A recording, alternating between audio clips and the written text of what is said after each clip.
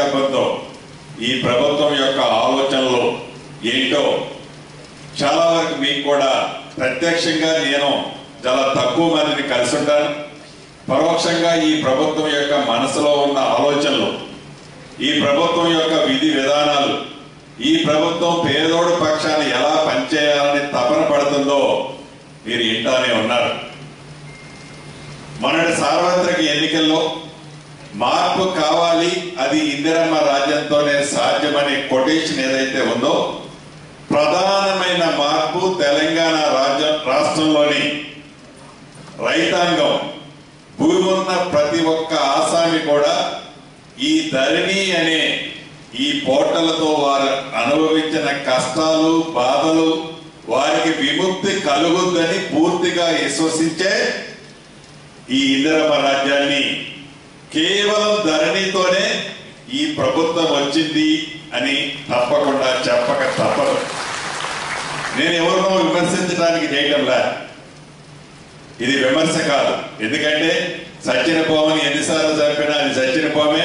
ఫలానా ఫలానా అన్నదానికంటే మన మార్పు, ప్రజలు ఏం కోరుకుంటున్నారో అది మనం చేయటానికి ఉన్న తపనలో భాగంగా, ఆ చేయటానికి మీకున్న అడ్డీల్స్ ఏంటో ప్రత్యక్షంగా ఒకసారి మీ ముందే కూర్చొని మీ సమస్యలు ఇందాము అన్న దాంట్లో భాగమే ఈరోజు ఈ సమావేశం యొక్క ముఖ్య ఉద్దేశం. చాలా విషయాలు చెప్పారు. అది ఎన్నికల టైంలో ట్రాన్స్ఫర్స్ విషయం. దీన్ని మొన్న అనేక సందర్భాల్లో మీ సంఘ నాయకులు ఎప్పుడన్నా 1 to 1 నేను మెట్లగా కూర్చున్నప్పుడు మీ రవీంద్ర రెడ్డి గారు కానీ, లచ్చిరెడ్డి గారు కానీ, మిగతా మీ మిత్రులు, మా తోబుట్టులు, ఆడబిడ్డలు, అన్న మార్చండి అన్నా, ఎందుకన్నా, అదన్నా, ఇదన్నా అని డెఫినెట్ గా మీ ప్రజెంటేషన్ లో ఎక్కడా లోపం లేదు. అయితే అసలు మన పరిపాలన ఏంటి, మన పరిపాలనలో ప్రజలు ఏం కోరుకుంటున్నారు, ఆ దిశగా మనం పయనం చేస్తున్నామా లేదా అనేది రెవెన్యూ మంత్రిగా నేను కానీ, గౌరవ ముఖ్యమంత్రిగా రేవంత్ రెడ్డి గారు కానీ, అధికారుల్లో ప్రధానమైన మొదటి ప్లేస్ లో ఉన్న నవీన్ మిట్ల గారు కానీ ఏం చేస్తే బాగుంటది అనే దాంట్లో డెఫినెట్ గా ఆలోచించే దాంట్లో ఉన్నాం. తప్పకుండా ఈ రాబోయే కొద్ది రోజుల్లోపే మీ సంఘ నాయకులతో మరొకసారి చర్చించి అది ఎలా చేస్తే పరిష్కారం దొరుకుతుందో ఆ దిశగా ఎవరికి ఇబ్బంది కలగకుండా ఉండే విధంగా, సామాన్య ప్రజలకి కూడా మంచి సర్వీస్ ఇవ్వగలిగే విధంగా, ఈ ప్రభుత్వానికి కూడా చెడ్డ పేరు రాకుండా ఉండే విధంగా, మీ అభిప్రాయాలకు భిన్నంగా కంటే కూడా నేను ఇవాళ మంత్రిగా ఒక 4 ఏళ్ళు, ఇంకా 4.5 ఏళ్ళు ఉంటారు. మీరు 61 ఏళ్ళ వరకు మీరు సర్వీస్ లో ఉంటారు. కానీ నాకు ఇచ్చిన అవకాశాన్ని, మీరు చేసే సర్వీస్ చేసే ప్లేస్ లో మీకు ఇచ్చిన అవకాశాన్ని కానీ, మనం ఎన్ని సంవత్సరాలు ఎన్ని తరాలు ఉన్నామన్న దానికంటే మనం టైంలో చేసిన మంచిని తప్పకుండా మంచి చేస్తే అది గుర్తు పెట్టుకుంటారు సామాన్య ప్రజలు.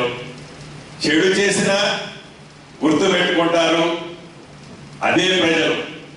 మంచి చేయాలనే తపన తప్ప వ్యక్తిగతంగా ఈ హాల్లో కూర్చున్న వారు కానీ, ఇంకా కప్పుల 5-10 మంది రాని వాళ్ళకి కానీ, నేను ఎక్కడైనా మీరు ఏదైనా ఫంక్షన్ లో ఇతరత్ర ఎదురు పడితే నేను నా రెవెన్యూ వ్యవస్థలో ఉద్యోగస్తులని కొద్ది మందిని మాత్రమే గుర్తుపట్టగలుగుతాను.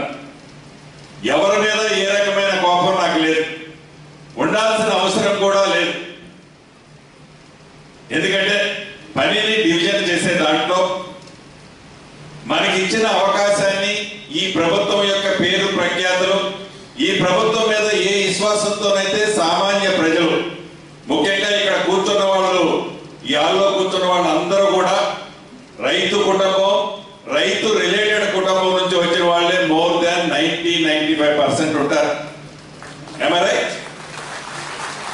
ఈ సామాన్య ప్రజలు, ఈ చిన్న రైతులు, ఈ గ్రామీణ ప్రాంతాల్లో ఉండే